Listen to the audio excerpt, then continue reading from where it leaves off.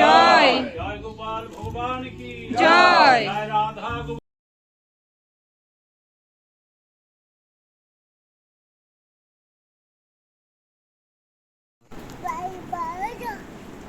Hello বন্ধুরা, কেমন আছো তোমরা সবাই?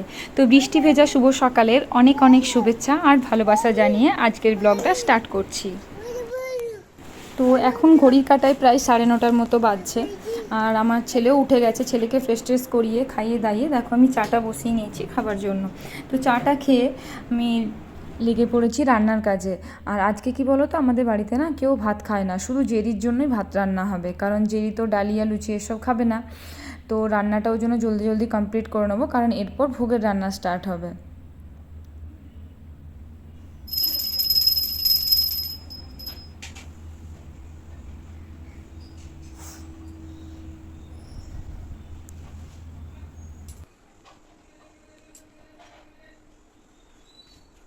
তো গোপালকে মামুনি তো তুলে দিল ঘুম থেকে।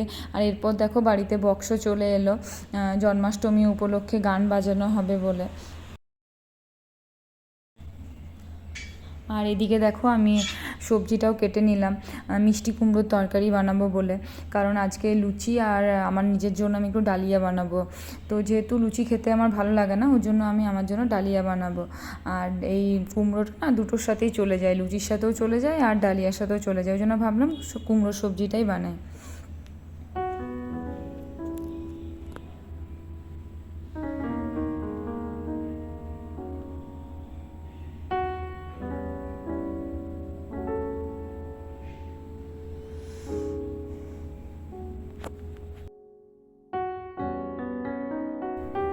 তো এদিকে দেখো মামুনি গপুকে স্নান টান করিয়ে পরিষ্কার করে নতুন ড্রেস পরিয়ে দিল, যেহেতু গপুর আজকে জন্মদিন।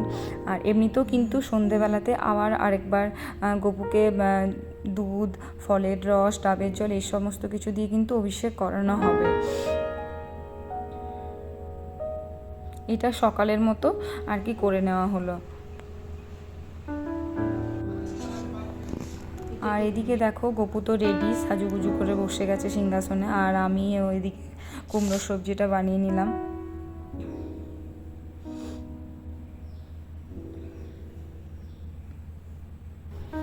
আমি কি বলতো, এই জন্মাষ্টমীর উপোসটা না করি না, কিন্তু বাড়িতে যেহেতু দুটো গোপাল আছে, ওই জন্য আজকের দিনটা আর ভাত খেতে ইচ্ছে করে না।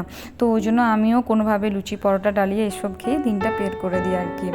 আর সকাল থেকে তো উপোস করে থাকতে পারবো না, ওর জন্য আপাতত একটু শরবত বানিয়ে খেয়ে নিলাম।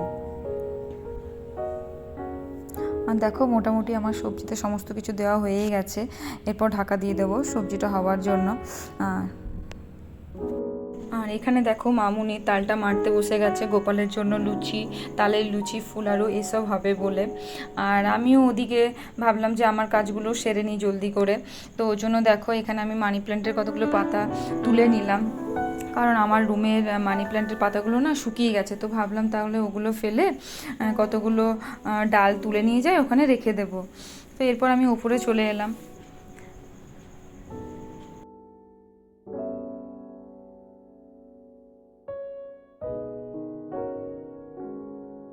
তো আজকে যেহেতু গপুর জন্মদিন, তো বাড়িতে লোকজনেরও আসার ছিল, ওই জন্য ভাবলাম চাদরটা একটু চেঞ্জ করে দিই, তাহলে ঘরটাও একটু দেখতে ভালো লাগবে। তো চাদরটা আমি দেখো যে চাদরটা পাতা রয়েছে, ওই চাদরটা আমি একদিন আগেই পেতেছিলাম, ওই জন্য আমি আর ওই চাদরটাকে চেঞ্জ করলাম না, ওই চাদরটার উপরই আমি একটা নতুন চাদর পেতে দিলাম।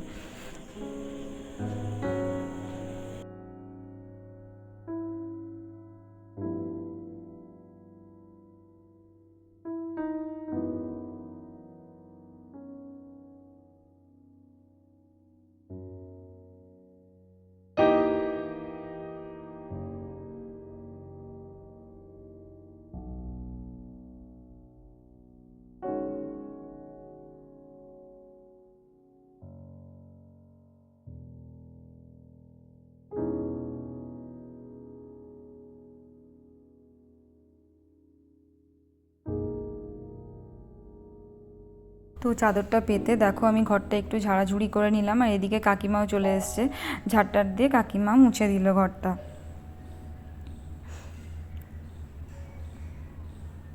আজকে বাইরের ওয়েদারটা কি বলো তো, প্রচণ্ড মেঘলা করে আছে, সকাল থেকে বৃষ্টি পড়েই যাচ্ছে, বৃষ্টি থামার আর নাম নেই।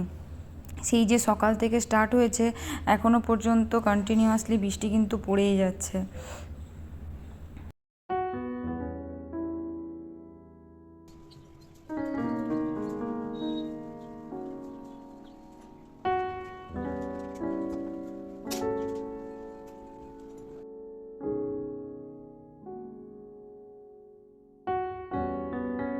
তো দেখো এদিকে কাকিমা ঘরটর মুছে দিচ্ছে, আর আমি এদিকে কার্নিশগুলো আয়নাটাও পরিষ্কার করে মুছে নিলাম।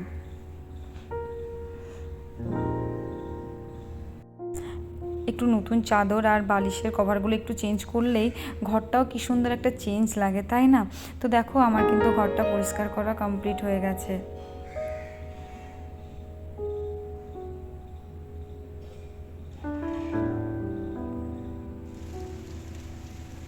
আর এদিকে দেখো বৃষ্টি কিন্তু পড়েই যাচ্ছে অঝরে। তোমাদের আরেকটা জিনিস দেখায়, এই যে এটা দেখতে পাচ্ছ, এটা কিন্তু আমার নিজের হাতে বানানো। এখানে আমার বিয়ের ডেটটা আমি লিখে রেখেছি। আর এই যে সেই মানি প্ল্যান্টের পাতাগুলো, বাড়ির রুমের মধ্যে মানি প্ল্যান্টের গাছ রাখতে না আমার খুব ভালো লাগে। এরপর চলে এলাম ডাইনিংয়ে, দরজা জানলাগুলো একটু খুলে দিলাম, নাহলে ঘরটাও না কেমন একটা স্যাঁতস্যাঁতে লাগছে।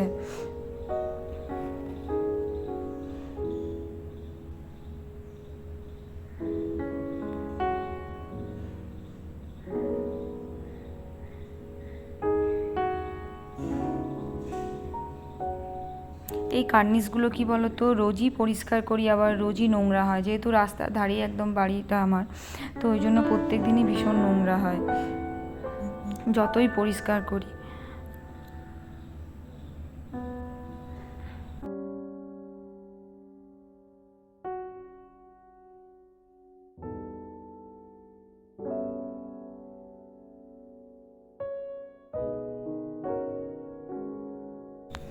তো ঘরটোর পরিষ্কার করে আমি ছেলেকে স্নান করিয়ে নিলাম।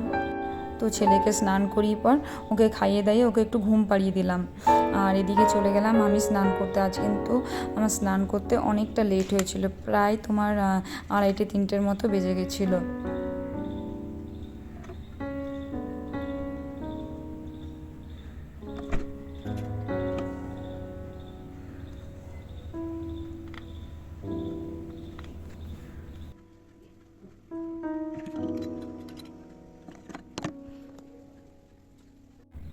তো এখানে দেখো কুমড়োর সবজি বানিয়েছি, আলু ভাজা, পটল ভাজা বানিয়েছি, আর এখানে ডালিয়া বানিয়েছি।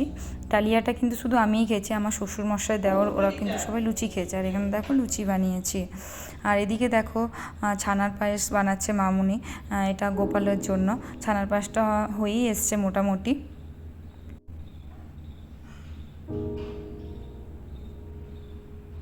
তো ছানার পায়েস তো রেডি। আর এদিকে মামুনি নারকেল কোড়াচ্ছে, নারকেল নাড়ু বানাবে বলে। আর এখানে দেখো গোপালের ভোগের রান্না কিন্তু শুরু হয়ে গেছে।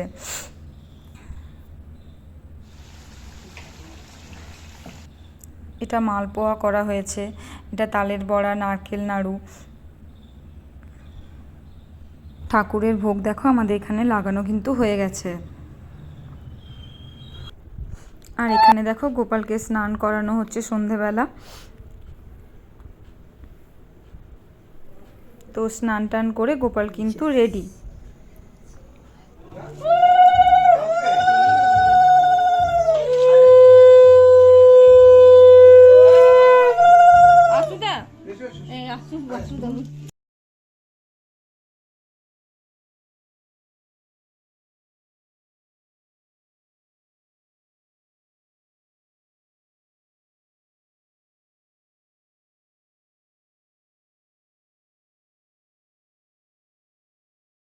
এই দেখো আমাদের দুই গোপুসোনা কিন্তু সাজুগুজু করে রেডি হয়ে গেছে, কি সুন্দর লাগছে দেখো।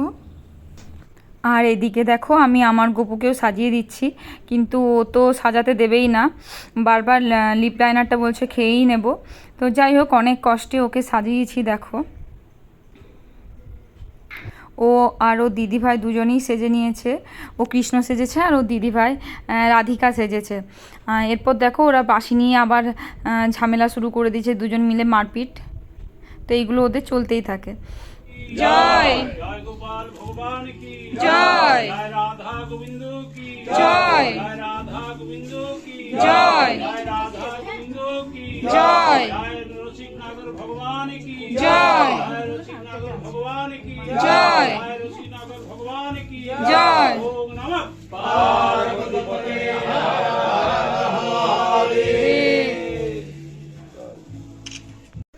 আর এখানে দেখো বাড়ির সবাই আমরা একটু ছবি টবি তুলে নিলাম।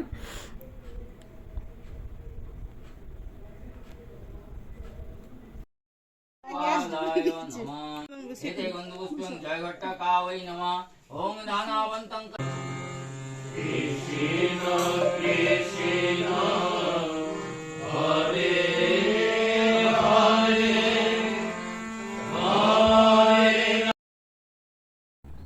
এখানে দেখো গোপুর জন্মোৎসব উপলক্ষে একটু নাম কীর্তন করানো হচ্ছে বাড়িতে।